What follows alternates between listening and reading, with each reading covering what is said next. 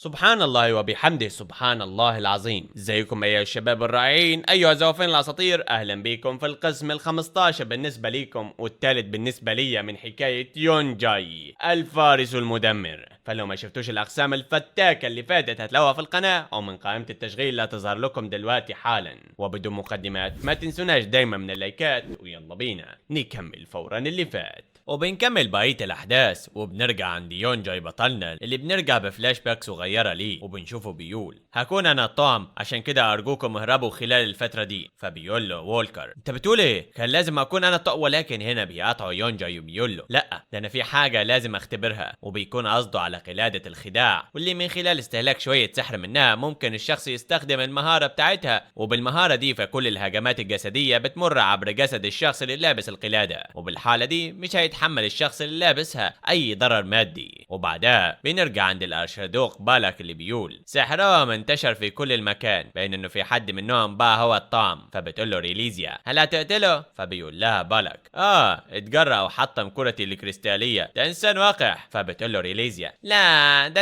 انا اللي عايزه اقتله. فبيقول لها بالك طيب اذا ماتوا بسبب ده فمش هيكون لهم الحق انهم يواجهونا باي طريقه. الرجاله دول اللي هربوا هم متاكدين انهم يقدروا يبقوا عايشين على اي حال. مع ده لا يمكن نقول نفس الشيء بالنسبه للشخص اللي بقى طعم. بعد كل شيء الغابه دي هي ارض الصيد للدببه دوك. وبعدها بنشوف الدببه كلهم وهم بيهجموا على بطلنا يونجاي وبيلحقوه، ولكن يونجاي بيتجه لشجره وبيمر من خلالها مخليهم كده يخبطوا فيها، وبيقول لنفسه اذا قدره قلاده الخداع فعاله اقدر امر عبر اي حواجز بجسدي. العبور من خلال الدببه هو هديه بالنسبه لي. وهنا بيطلع واحد من الدببه من جنبيه وبيضرب على الارض ضربه قويه جدا، ولكن الضربه ما بتجيش ببطلنا يونجاي لانه بيستخدم قدره القلاده، وبيقول واقدر كمان اتجاهل اي هجمات جسديه.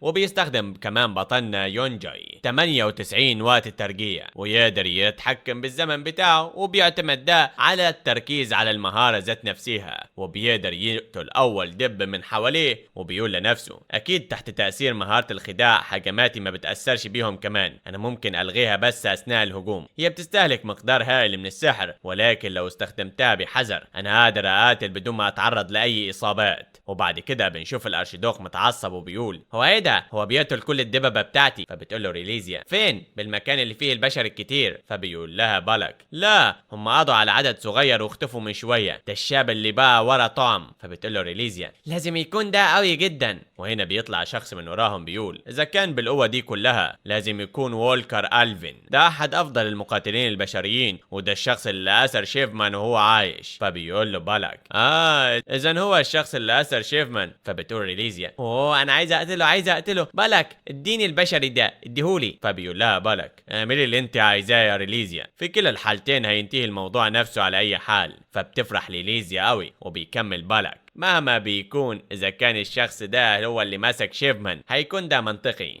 بين انه شيء مثير للاهتمام ظهر من الافضل انك تبقى عايش تجيلي لهنا، ده احنا هنقتلك بنفسنا. وبالثانية دي بيحصل حاجة تانية وبيهتز المكان وبيطلع صوت غريب. فبتقول ريليزيا قم اهم قم. فبيقول الارشيدوق بالك بصوا لده ازاي وصلوا لهنا بالسرعة دي. وبنشوف لويس والبقية واصلين للمكان وواقفين بيفتحوه. وبعدها بنرجع عند يونجاي اللي بيقول سعيد ان انا خرجت من هناك عايش، لكني قطعت مسافة بعيدة قوي، انا تهت. السيد ألفين قال انه هيحط علامات بتدل على الطريق، ولكن مع خدوش السيف دي في كل مكان ما عنديش فكرة هم راحوا فين. وفجأة بيلاحظ حاجة تانية وبيطلع من وراه مخلوق كبير جدا شيء زي التنين. فبيلف بطلنا يونجاي وبيضرب بقوة كبيرة جدا، ولكن الضربة فجأة كده بتتصد من ايد عارية. وبنشوف شخص غريب لون شعره ازرق كده بيقول انت مشاكس قوي بجد، انا كنت هموت لو كنت بشري. فبيقول يونجاي بنفسه بايديه بس انا متأكد ان انا لوحت بسيفي اكتر من ده لما قطعت بالغابة المعززة. فبيقول له الشخص اللي قدامه مهما يكون لازم تكون قوي جدا، فانت اذيت اكتر مما اعتقدته. فبيسأله يونجاي هو مين؟ فبيقول له الراجل انا مش هنا علشان اقتلك، عشان كده حط سيفك ده على جنب ممكن؟ فبيستغرب يونجاي وبيسأله هل قلت بان انا كنت هقتلك لو كنت بشري؟ هل تقصد بكلامك ان انت مش بشري نهائيا؟ فبيقول له الراجل صحيح انا تنين. فبيتصدم قوي يونجاي، وبنعرف انه مفيش الكتير حوالين اللي نعرفه احنا عن التنانين، ولكن في شوية حاجات نعرفها في الحقيقة، حاجات صغيرة. وبنشوف التنين اللي قدام يونجاي بيقول له قالوا انه في صاحب ليهم هنا، عشان كده افتكرت انه اللي بيتكلموا عليه هو انت، مريت باصحابك في وقت قبل كده. وبيقول لنا يونجاي اولا في عدد قليل قوي منهم، وبيسالوا يونجاي ازاي انت، قصدي ازاي مريت بيهم، هل هم بامان؟ فبيقول له التنين انا على الاغلب اكبر منك بعده الاف من السنين، عشان كده هل ممكن تتكلم معايا برسميه اكتر، انت شخص قليل الذوق على فكره. فبيقول له يونجاي سالتك اذا كانوا بخير ولا لا. وبيكمل لنا يونجاي اتنين كل واحد منهم قوي بما يكفي عشان ينافس الملك الشيطاني. وبيكمل التنين طيب لازم يكونوا وصلوا لوجهتهم في الاثناء دي، بعد كل شيء انا وجهتهم. وبيكمل لنا يونجاي وتالت حاجه هقولها ليكم دلوقتي. وبيقول يونجاي للتنين هو التنانين مش بتعزل نفسها عن باقي الاجناس، انت ليه ساعدتنا؟ وبيكمل يونجاي التنانين دايما بتحافظ على الحياد المطلق. فبيرد التنين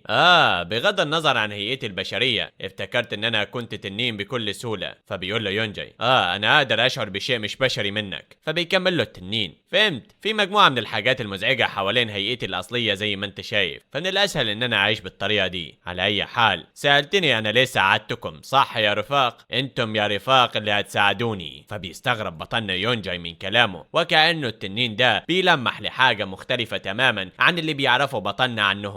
وبعد كده بنرجع عند بايونج اللي بيقول بالتفكير انه كان في مكان زي ده في المنطقه الوسطى، ده شيء غريب قوي. وبنشوف صرح كبير جدا قدام مجموعه وولكر، وبيقول ايه اللي لازم نعمله دلوقتي؟ هل لازم نستنى جايه يونجاي اللي هنا؟ فبيقول وولكر لا احنا ما نقدرش نستنى كتير قوي وما نعملش اي حاجه، خلينا ناخد نصر على المكان الاول. فبيقول بايونج اسف ولكن دي اول مره ليا اتواجد هنا، حتى لو طلبتم مني ان انا ارشدكم هكون عديم ولكن هنا بيقاطع وولكر الكلام وبيقول لويس هل ممكن تستخدمي سحرك عشان تتفحصي اللي جوه الضريح المقدس ده؟ فبتقول له لويس اكيد. فبيتزعج بايونج وبيقول قيمتي كمستكشفيه، ولكن هنا بيهون عليه وبتبدا لويس تستكشف المكان كله، وبيسال ايه اللي بيحصل ده؟ فبيقول له وولكر لويس بتحرر موجات من الطاقه السحريه عشان تفحص كامل الضريح. لويس مش ذات كفاءه كبيره في القتال لكن سحرها لا يمكن قياسه. فبتقول لهم لويس انا هاخد شويه وقت ولكني هكون قادره ان انا احلل المبنى بالكامل. فبيقول بايونج هدفي كمستكشف. وبعدها بنرجع عند لويس اللي بتحس بحاجه غريبه، وبيسالها وولكر هل في حاجه؟ فبترد عليه انه في شجره شيطان هناك، ولكن مش شجره او اتنين، في كتير منها ما يكفي لاعتبارها كغابه صغيره، وفي الغرفه اللي جنبيها في شيطانين وبشري. فبيتصدم بايونج وبيقول قول لي انت اسمك ايه؟ انت اسمك قول لي هل انا بحلم ولا ايه؟ وبيخض كده. فبيقول وولكر هتكون مصيبة لو كانوا أرشدوقات. فبيقول ولكن إيه اللي ممكن يعمله البشري ده هناك؟ هل ده تحالف مع الشياطين؟ فبيقول وولكر على الأغلب هم من قبيلة القتلة. وهنا بتهتز لويس وبتكون على وشك إنها تقع، ولكن وولكر بيقدر يسندها وبيقول لها مالك أنا عرفت ده، استخدمت كتير من السحر بتاعك. فبتقول له لويس دلوقتي الشياطين بيتجوا علينا. وبنشوف الأرشدوقات بالك ومعاه ريليزيا وهم متجهين بأقصى سرعتهم وبيفجروا الحيطة اللي جنب جماعة وولكر. وبتقول ريليزيا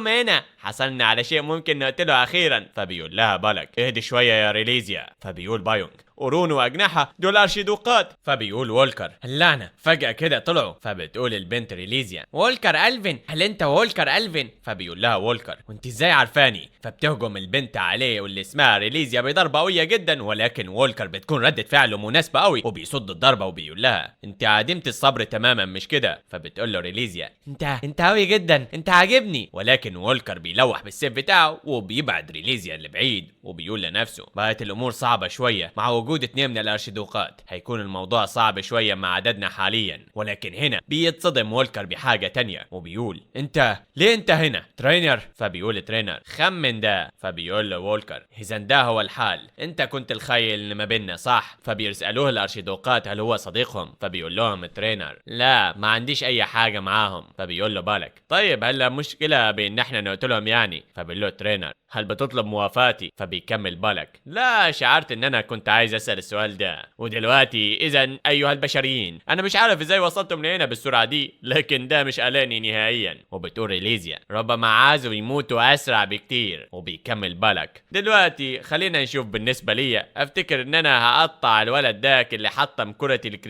ثانيه واحده هو مش هنا ليه؟ وبعدها بنرجع عند يونجاي اللي بيقول ايه اللي قصدك بان انت طالب مساعدتنا؟ فبيرد عليه التنين التنين. التخلص من اشجار الشيطان كلها علشاني. ما بتعجبنيش ازاي بتعمل الشياطين ديك وبتلعب في المنطقة الوسطى. انتوا مش كنتوا بتخططوا انكم تعملوا ده على اي حال؟ تحويل كل الحيوانات اللطيفة ديك للاشياء العنيفة بيزعجني انا كمان. فبيستغرب يونجاي من كلمة لطيفة وبيكمل التنين. على اي حال لو اتركوا لوحدهم هيستمروا بزرع الاشجار من الشياطين دول. على المعدل ده المنطقة الوسطى هتبقى جزء من منطقة الشياطين. المنطقة الوسطى لازم تبقى دايما حيادية وانحيازية، ولكن لا يمكن قتل الشياطين الاول. بسبب ده هيكون من الرائع لو قدرتم يا رفاق تتخلصوا من اشجار الشياطين والشياطين اللي هناك. فهمت اللي انا اقصده صح؟ هفتح طريق علشانك دلوقتي. قلت ده مسبقا، فصحابك مستنيينك هناك عشان كده ما تقلقش. فبيبص يونجاي ليه وبيقول لنفسه هل بيقصد انه متورط لانه عنده دافع دلوقتي؟ هل ما بيحطش اي قيمة في الحياة نفسها رغم انه بيمتلك القوة المطلقة؟ فبيستغرب التنين من بطلنا يونجاي، ولكن يونجاي بيكمل تفكيره وبيقول خلينا نفكر بطريقة ايجابية. المأساة المذكورة في المذكرات مش هتحصل، ده امر مشروط، لكني خدت المساعدة كمان من تنين. المستقبل اتغير. وبيقول له يونجاي شكرا ليك، الفضل كله ليك، احنا قادرين نكتشف اشجار الشيطان في وقت قصير. فبيقول له التنين ده لمصلحتي انا كمان بعد كل شيء. بالمناسبة هل عارف اي نوع من الاماكن هو الضريح؟ فبيقول له يونجاي انه مش عارف نهائيا. فبيقول له التنين باين انه على جان ما قالكش اي حاجة. طيب مهما يكون اشوفك بعدين. وبيختفي التنين من قدام يونجاي اللي بينده عليه، ولكنه ما بيطلعش نهائيا.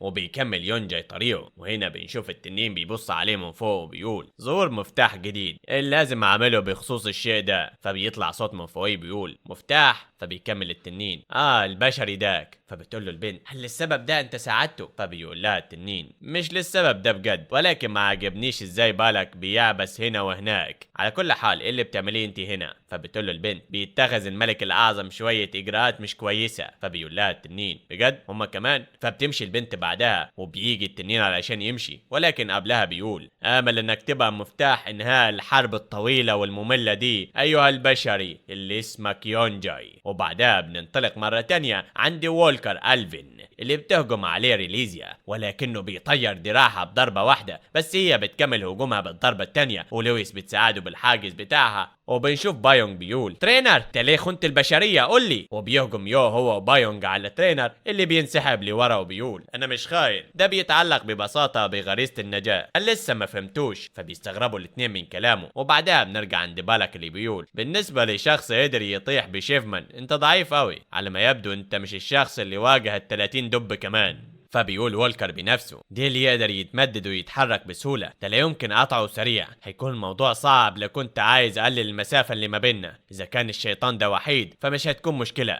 لكن في 2 منهم هي من النوع اللي بيعزز جسده وبتقاتل بالاماكن الضيقة. وفوق كل ده بغض النظر عن كيفية قطعها هتتجدد مرة تانية. ده ازعاج كبير جدا. لويس استخدمت الكثير من السحر لما كانت بتدور في المنطقة كمان. هي مشغولة عشان تساعدني وبس، انا ما اقدرش اطلب اكتر من كده. وبنشوف لويس وهي عاملة منصات انطلاق لوولكر اللي بيضرب بعيد وبيقول لنفسه اسرع يا يونجاي انا مستنيك. وبنشوف هنا الشيطان بالك بينتبه على لويس وبيضرب بالديل بتاعه لحد عندها، وبشكل مفاجئ بيتكسر الحاجز بتاع لويس وبيكون الديل بتاع بالك على وشك يخترق وشها، ولكن الديل بيتمسك كده. ايوه مين بيطلع؟ انتم عارفين هو مين؟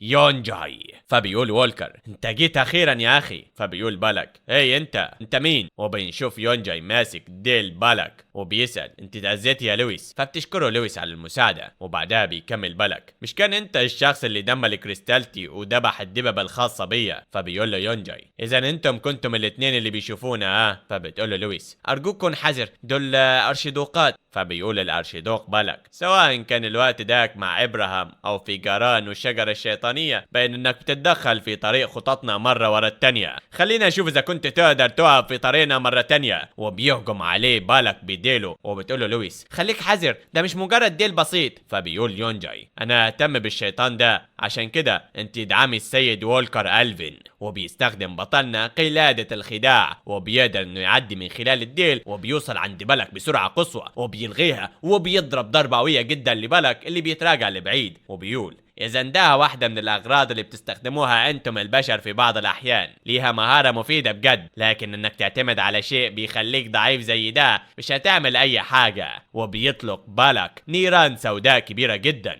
ولكن يونجاي بيطلع من وراها بطريقة مخيفة وبيضرب ضربة قوية بيصدها بالك بالديل بتاعه، وبيقول طيب باين انه ايقافك لخططنا ما كانش صدفة ولا حاجة. وبيقول يونجاي بنفسه ده خطير، لا الدرع السحري ولا التعزيزات عندهم فرصة قدامه. وهنا بيقول له بالك ليه قادر اشعر بالطاقة الشيطانية منك كمان، هل كلت نواه؟ فبيقول له يونجاي اكيد لا. فبيسأله بالك طيب ازاي بالظبط؟ وبيقول لنفسه مين الولد ده يا ترى؟ انا قادر اشعر بشيء مختلف منه، شيء مختلف حوالينه مقارنة بالبشر اللي شفتهم من قبل. وهنا بيسكت بعدها وبيقول طيب ايا كان الوضع هتكون نهايتك هنا، مش وكأني بحب ده، لكن هيتوجب علي اتفحص جثتك وبس. وبعدها بيوقف بالك بوضعية غريبة جدا وبيطلق طاقة سحرية فتاكة بتفاجئ حتى بطلنا يونجاي اللي بيقول لنفسه هو بيعمل ايه؟ هو بيحرق جسمه؟ لا ده.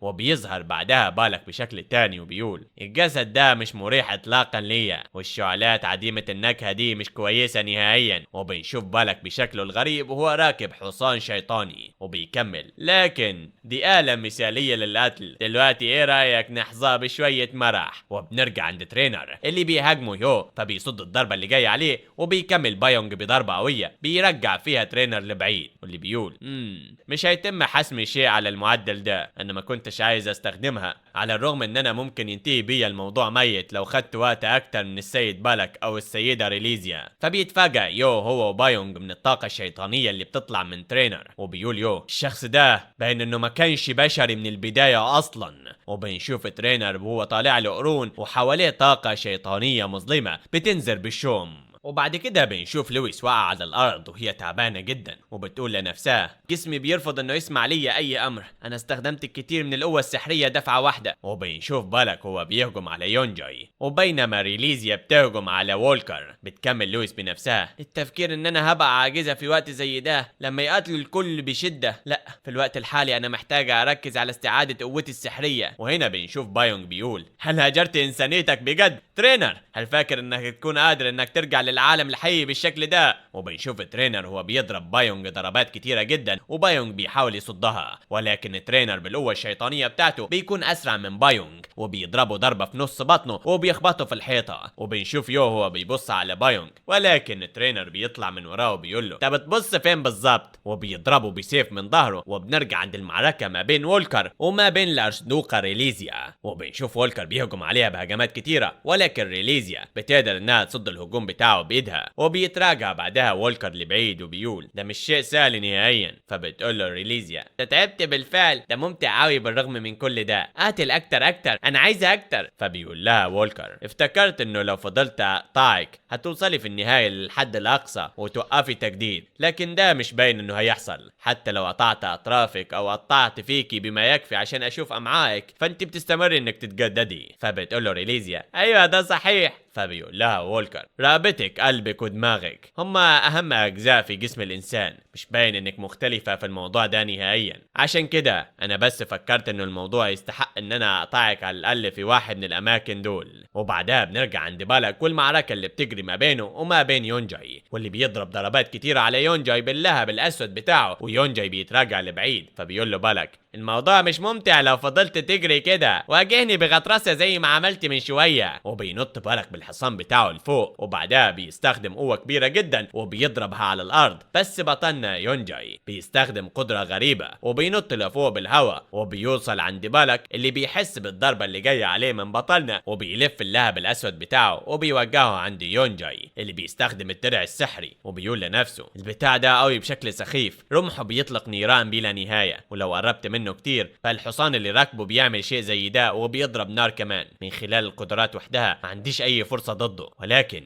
انا ممكن ان انا اشوف حاجات كتيرة. وبيقدر بطلنا يونجاي يعدي من بين النيران ومن بين كل الضربات بتاعت بالك، وده اللي بيفاجئه. وبيحاول الحصان انه يضرب ضربة على بطلنا يونجاي، واللي بيقول باين انه الشيطان ده ما قتلش الا لما كان متأكد من الفوز. وبيضرب بطلنا يونجاي ضربة للحصان وبيقول بما انه بالقوة الساحقة دي. وبيسأله بعدها يونجاي هل بتضرب نيران لما بتبقى محاصر؟ هل فاكر انه شيء زي ده هيخليك اقوى ولا حاجة؟ وبينزل هنا بالك على الارض وبيقول هو متعصب: يا انسان يا حقير، مجرد انسان زيك. فبيقول له يونجاي: ايه انت بتكون مين اذا انت دم دفعك من قبل مجرد انسان زيي؟ انت حشرة. فبيقول له بالك: يا متغطرس يا لعين. فبيقول يونجاي بنفسه: البتاع ده بيضطرب بسهولة وقادر اتلاعب بنفسيته. وبينط بعدها بالك مرة تانية بالحصان بتاعه وبيوجه الرمح وهو بيقول: انا احرق المكان ده كله. فبيجري عليه يونجاي وبيقول: ممتاز، انا هعمل حاجة اسطورية. وبيفعل بعدها يونجاي الدرع السحري وبيخبط فيه الحصان بتاع بالك اللي بيتصدم من الحاجة اللي بيعملها. وبيقول له يونجاي: ليه بيحصل ده ليا بحيث ان انا اقوى منه؟ ده اللي انت بتفكر فيه مش كده ولا ايه؟ لكنك معاك حق، القوة الحقيقية بتنتمي للمنتصرين وبس. وبيفعل بعدها يونجاي مهارة التشويش وبيضرب ضربة قاصمة على الارشيدوق الشيطاني بالك وبيصمه بالنص حرفيا.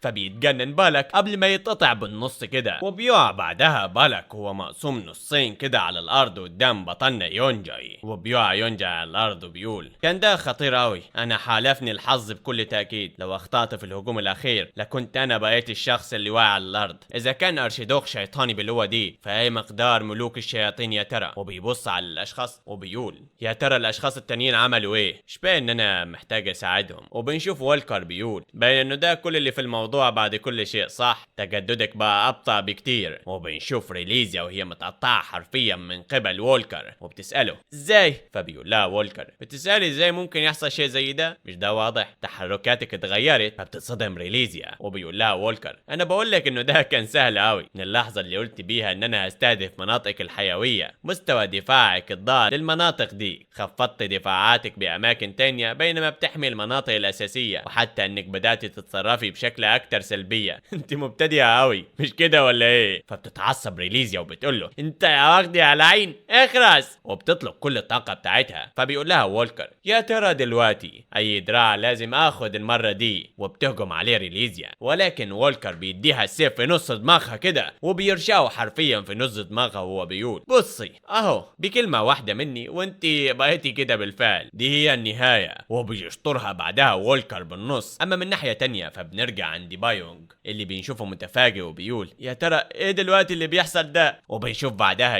هو بيستخدم مهارة بيرسيرك على السيف بتاعه وهو بيضحك بجنون وهو بيهاجم ترينر. وبيقول بايونج: انا تراجعت لثانية بس هل هو فعل وضعية الهاج في الوقت ده بان انه اضلاعي اتكسرت؟ انت بجد لا يمكن تستخدم ده في معركة طبيعية. هو قال انه بيستهلك من قبل السيف مش كده؟ باين كشخت تماما زي ما هو قال بالظبط. مش باين ان انا هكون قادر ان انا اقاتل اطلاقا دلوقتي. طيب ده شيء كويس اصلا، على ما يبدو ان الفوز على وشك ان احنا نحصل عليه. وبنشوف بيقول: انت بتقاتل كده ليه؟ ده بيبقى افضل وافضل، تعالى. وبيهجم عليه بالسيف ولكن بيخبط السيف جنبيه فبيديله ترينر ضربه في بطنه. ولكن اثناء ما هو بيتراجع بيضرب ترينر في نص عينه وبيقول له: ايه تباين كويس بيها دي، جاي لك انا مره تانية. ولكن بيوقع ترينر السيف بتاعه قدام اللي بيتفاجئ قوي وبيقول له: ايه اللي انت بتعمله؟ خد سيفك. فبيقول له ترينر: انا خسرت، انا مش ناوي اقاتل اكتر من كده، سواء قتلتني او لا اعمل اللي انت عايزه. فباين ان احنا خسرنا المعركه دي. وبنشوف بطلنا يونجاي واقف ورا وبيقول له: ايه رايك تنام شويه يا صاحبي؟ وبيخبطه كده على دماغه وبيخليه يغمى عليه. فبيقول لترينر: انا بجد متفاجئ انكم قتلتم 2 من ارشيدوقات الشياطين. فبيقول له والكر: كانت المعركه اسهل مما افتكرنا. ولكن يونجاي بيكمل: انا اللي افتكرت ان انا هموت. وبيقول والكر: طيب لو جاوبت على شويه من اسئلتنا احنا هنسيبك تموت بسهوله. فبيقول له ترينر: اذا باين انكم عايزين تقتلوني. فبيقول له والكر: ده بيعتمد عليك انت. اولا ليه خنتنا؟ وليه بقى لا صح، انت ليه بقيت بجانب الشياطين؟ فبيقول له ترينر: انتم كلكم هتعرفوا ده قريب، احنا البشر لا يمكن نفوز بالحرب دي. فبيساله والكر ايه اللي بيقصده بكلامه. فبيرد عليه ترينر: ربما انتم فزتم النهارده لكن في النهايه انتم هتخسروا الحرب دي. وبعدها بيقع ترينر على الارض وهو ميت. فبيتفاجئوا كلهم وبتقول لويس: باين ان دوائره السحريه تم العبث بيها عشان تتدفق عكسيا، طريقه معروفه للانتحار. فبيقول والكر: اذا هو ما خططش ابدا يجاوب علينا من البدايه. يا ترى ايه اللي بيتكلم عنه ده؟ بيقولوا ان البشر مش هيفوزوا بالحرب دي، لعنه، كل اللي عمله هو انه يموت ويخلينا نرتبك اكتر. فبيقول بايون: مش باين انه كان بيتكلم عن قوتنا النسبيه، لازم يكون في حاجه تانية. فبتقول لويس بنفسها: البشر لا يمكن يفوزوا، هل بيقول ان احنا مش هنكون قادرين نرجع عالمنا الحقيقي. فبيقول لهم وولكر على اي حال مفيش فايدة من التفكير بالموضوع ده دلوقتي، خلينا نكمل طريقنا، احنا ما كملناش اللي جينا علشان نعمله اصلا. فبيقول يونجاي ده صحيح، احنا لازم نقطع الشجرة الشيطانية. فبتقول لويس طيب يلا بينا انا هقود الطريق. وبعدها بيروح على المكان وبتقول له لويس ثانية واحدة. فبيسألها وولكر مالك في حاجة؟ فبتقول له لويس الغرفة دي شعرت بيه لفترة صغيرة اثناء فحص المنطقة، ولكن فيه نوع من مهارة الحماية ناشط، اذا كان سحر من المستوى ده فبين انه هو مهارة ذو رتبة رفيعة. فبيقول وولكر مهارة حماية ده غريب قوي، هتكون فكرة كويسة لو اتحققنا من المكان ده. واول ما بيفتح وولكر الباب بيتفاجأ من الحاجة اللي قدامه، وهي رسوم، لا بل طلاسم بكل مكان، غرفة مليانة بيهم بطلاسم غريبة. وبيبتدي يقول وولكر الغرفة مليانة بالطلاسم وانا مش فاهم معانيهم، هل ده كل شيء؟ مش باين انه في شيء مميز هنا. فبتقول لويس لازم يكون ليه نوع من الاهمية لكني مش عارف ايه اللي بيعنيه. فبيكمل وولكر خلينا نهتم بامر الشجرة الشيطانية الاول وبعدها نرجع. ايه ده؟ ايه موضوع ردة فعلك ده؟ وهو بيشوف بطلنا يونجاي هو مصدوم صدمة حياته وكأنه عارف حاجة غريبة عن المكان ده. فيا ترى ايه اللي عارفه بطلنا يونجاي وايه اللي هيعمله بعد كده؟ كل ده واكتر هنعرفه في الاقسام اللي جاية من حكاية يونجاي الفارس المدمر. وبس يا شباب لو وصلتم للدقيقة دي من الفيديو اكتبوا لنا في التعليقات شبك حماية وبس. ما تنسوناش من اللايكات الاشتراكات، ما تنسوش تصلوا على النبي الكريم تذكروا الله. اشوفكم ساعتها بخير ان شاء الله. شكرا على المشاهدة دايما. سلام.